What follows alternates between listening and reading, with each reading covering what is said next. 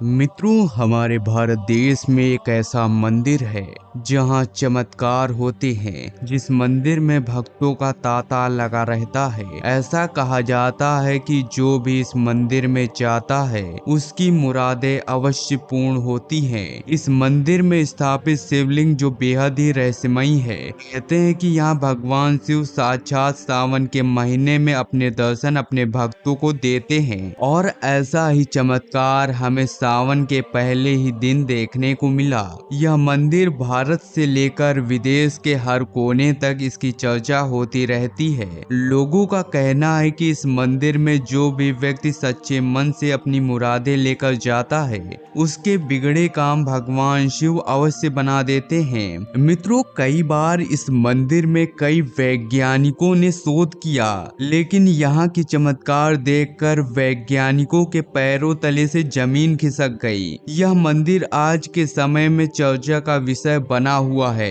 ऐसा कहा जाता है कि इस मंदिर का निर्माण भगवान विष्णु ने किया था और यहाँ पर स्थापित शिवलिंग को लिंग के रूप में जाना जाता है। मित्रों, यहाँ के मंदिर के शिखर पर लगा त्रिशूल बेहद ही चमत्कारिक है, जिसे भगवान शिव का त्रिशूल कहा जाता है। मंदिर पर लगे इस त्रिशूल को लेकर कई मान्यताएं हैं और कई वैज्ञानिकों ने इस पर शोध किया, लेकिन वे सभी नाकाम रहे। मित्रों, इस मंदिर में स्थापित शिवलिंग और त्रिशूल के चमत्कार देखकर दुनिया भी हैरान हो जाती है और कई वैज्ञानिकों ने इस पर शोध किए, लेकिन उन्हें इस मंदिर और इस मंदिर पर लगे त्रिशूल से ऐसे चमत्कार देखने को मिले जिसे देखकर वे भी हैरान हो गए। मित्रों, आज की इस वीडियो में हम आपको बताएंगे कि बैद्यनाथ मंदिर में कौन कौन से चमत्कार होते हैं, क्या है बैद्यनाथ मंदिर के त्रिशूल और शिवलिंग का चमत्कार, और क्या है इस मंदिर में मनोकामनाएं मांगने का पूरा सत्य। क्या इस मंदिर में भगवान शिव आज भी मौजूद हैं और इस मंदिर से सावन के पहले दिन कौन सा चमत्कार हमें देखने को मिला। चलिए आज का वीडियो शुरू करते हैं, लेकिन उससे पहले चैनल पर नए हैं तो चैनल को सब्सक्राइब कर दें और कमेंट बॉक्स में हर हर महादेव अवश्य लिखिएगा। चलिए आज का वीडियो शुरू करते हैं। झारखंड के देवघर में स्थित प्रसिद्ध तीर्थ स्थल बैद्यनाथ धाम द्वादश ज्योतिर्लिंगों में से 9वां ज्योतिर्लिंग है। बैद्यनाथ देश का एक ऐसा ज्योतिर्लिंग है जो शक्तिपीठ भी माना जाता है। मान्यता है कि इसकी स्थापना स्वयं भगवान विष्णु ने की थी। मंदिर को लेकर मान्यता है कि इस मंदिर में आने वाले सभी भक्तों की सभी मनोकामनाएं पूर्ण होती हैं। इसीलिए मंदिर में स्थापित शिवलिंग को कामना लिंग के रूप में जाना जाता है। मित्रों, पहले हम बैद्यनाथ मंदिर का पूरा इतिहास जानते हैं और फिर आपको बताते हैं कि इस मंदिर में चमत्कार कैसे होते हैं और इस मंदिर के शिखर पर लगे त्रिशूल का क्या रहस्य है और क्या इस मंदिर के पास कोई देवी शक्ति इसकी रक्षा करती है। चलिए जानते हैं। भगवान शिव के भक्त रावण और बाबा बैद्यनाथ की कहानी बड़ी निराली है।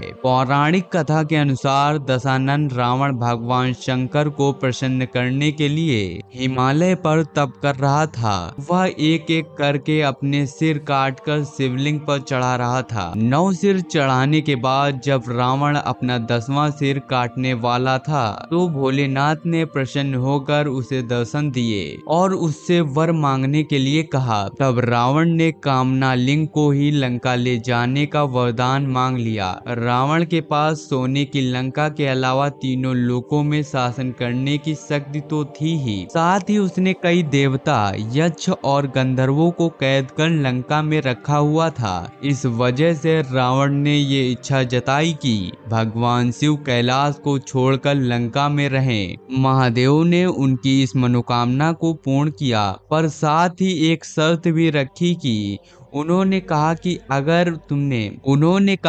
अगर तुमने शिवलिंग को रास्ते में कहीं भी रखा तो मैं फिर वहीं रह जाऊंगा और नहीं उठूंगा। रावण ने शर्त मान ली। इधर भगवान शिव की कैलाश छोड़ने की बात सुनते ही सभी देवता चिंतित हो गए। इस समस्या के समाधान के लिए सभी भगवान विष्णु के पास गए। तब श्री हरि ने अपनी लीला रची।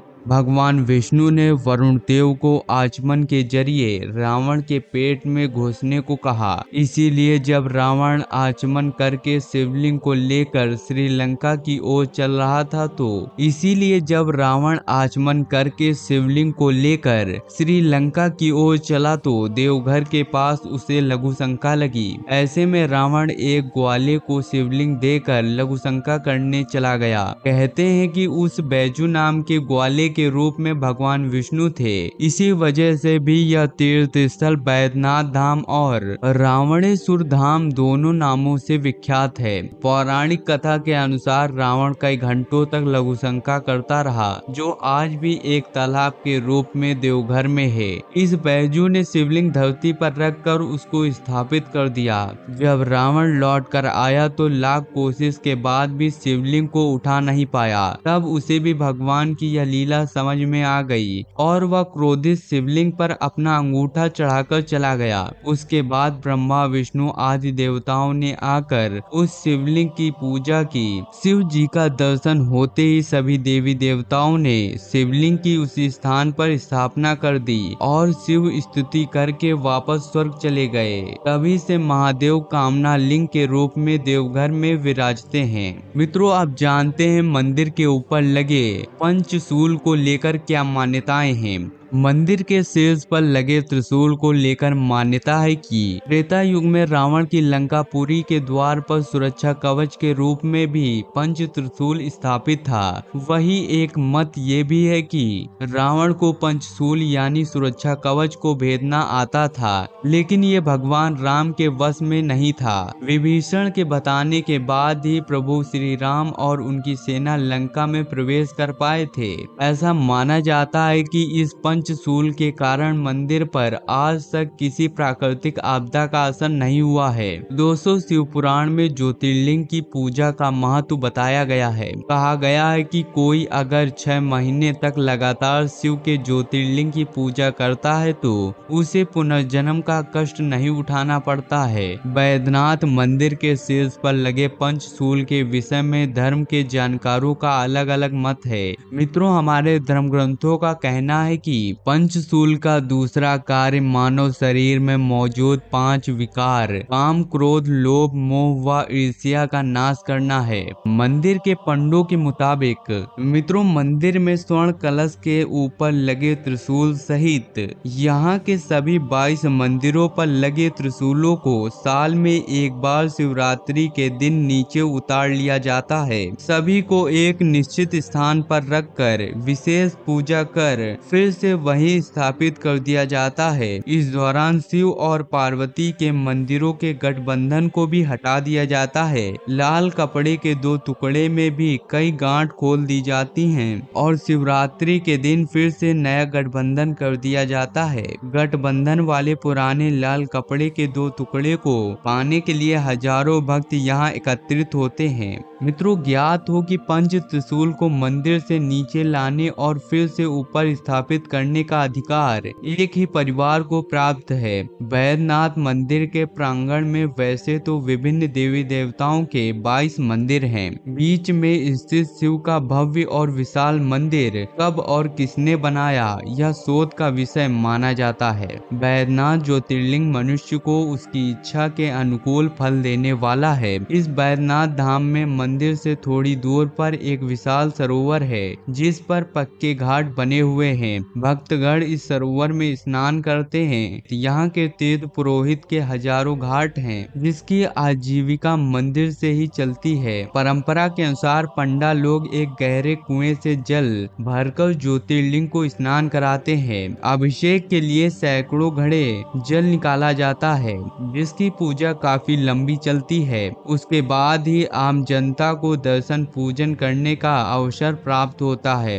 यह ज्योतिर्लिंग रावण के द्वारा दबाए जाने के कारण भूमि में दबा है तथा उसके ऊपरी सिरे में कुछ गड्ढा सा बन गया है। फिर भी इस ज्योतिर्लिंग मूर्ति की ऊंचाई लगभग 11 अंगुल है। सावन के महीने में यहाँ मेला लगता है और भक्तगण दूर दूर से जल लेकर बाबा बैद्यनाथ धाम आते हैं। बैद्यनाथ धाम से अनेक रोगों से छुटकारा पाने हेतु भी बाबा का दर्शन करने श्रद्धालु आते हैं। यह यहाँ का सबसे बड़ा चमत्कार है। ऐसी प्रसिद्धि है कि श्री बैद्यनाथ ज्योतिर्लिंग की लगातार आरती दर्शन करने से लोगों को रोगों से मुक्ति मिलती है। सावन के पहले सोमवार के दिन यहाँ भक्तों का बहुत बड़ा सैलाब उमड़ पड़ा, जिसके बाद हमें भगवान शिव का ऐसा चमत्कार देखने को मिला जिसे देखकर सभी लोग हैरान हो गए।